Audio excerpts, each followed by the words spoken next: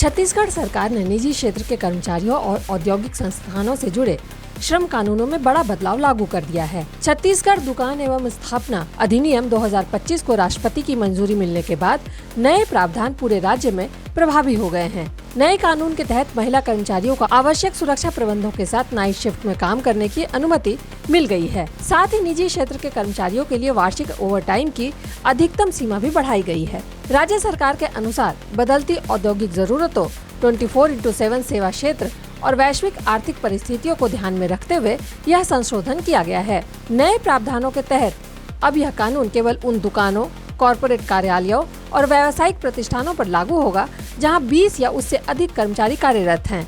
पहले यह सीमा 10 कर्मचारियों की थी। सरकार का कहना है कि इससे छोटे व्यापारियों और स्टार्टअप्स पर नियमों के पालन का बोझ कम होगा, जबकि बड़े संस्थानों में श्रम प्रबंधन अधिक पारदर्शी और व्यवस्थित बन सकेगा।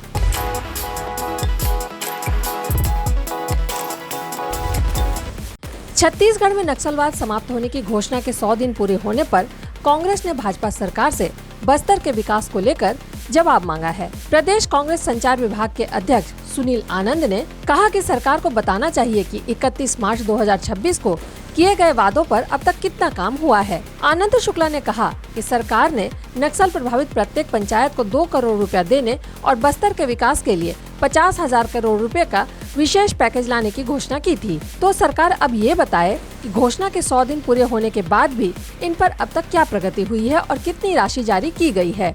सुशील आनंद ने कहा कि मुख्यमंत्री विष्णुदेव साय कई बार बस्तर विकास की योजना लेकर दिल्ली गए। यदि केंद्र से योजना को मंजूरी नहीं मिली तो सरकार को इसकी वजह भी जनता के सामने रखनी चाहिए। आपको बता दें कि केंद्र सरकार ने 31 मार्च 2026 को छत्तीसगढ़ को नक्सल मुक्त राज्य घोषित कर दिया था और दावा किया था कि यहां अब विकास कार्यों को मजबूती मिलेगी।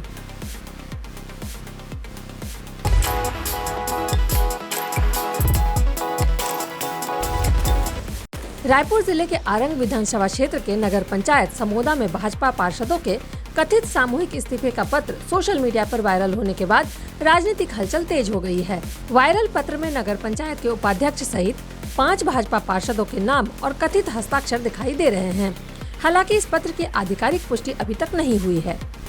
मुख्यमंत्री विष्णुदेव साय को संबोधित कर लिखे गए पत्र में नगर पंचायत के मुख्य नगरपालिका अधिकारी और अन्य कर्मचारियों पर जनप्रतिनिधियों की अनदेखी करने के गंभीर आरोप लगाए गए हैं। पत्र के अनुसार अधिकारियों के रवैये के कारण वार्डों के विकास कार्य प्रभावित हो रहे हैं और जनता की समस्याओं का समाधान नहीं हो पा रहा है।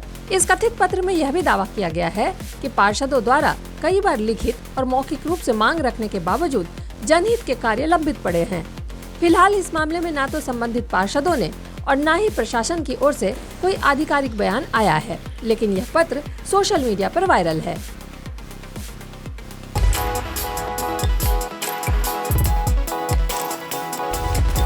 छत्तीसगढ़ की राजधानी रायपुर में ऑनलाइन सट्टेबाजी नेटवर्क महादेव ऑनलाइन बुक और स्काई एक्सचेंज से जुड़े मनी लॉन्ड्रिंग के मामले में प्रवर्तन निदेशालय ने बड़ी कार्रवाई को अंजाम दिया है।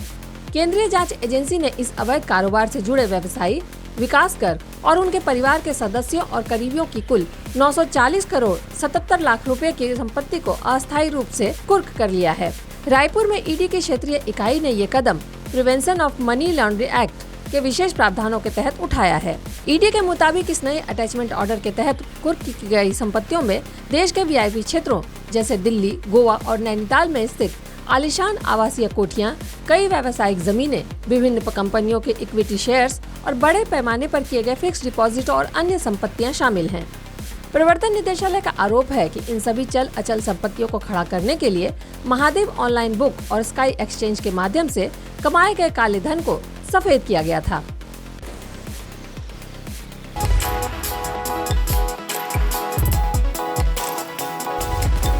छत्तीसगढ़ में लोगों को अगले 4 दिन तक बारिश से राहत मिलने के आसार हैं।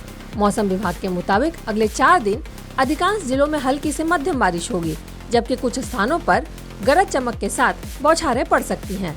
इसके बाद बंगाल की खाड़ी में नया मौसम तंत्र सक्रिय होने से मध्य और दक्षिण छत्तीसगढ़ में फिर से भारी बारिश का दौर शुरू होने के संकेत हैं। मौसम विभाग के आंकड़ों के अनुसार अब तक प्रदेश में सामान्य से करीब 15% कम वर्षा दर्ज की गई है।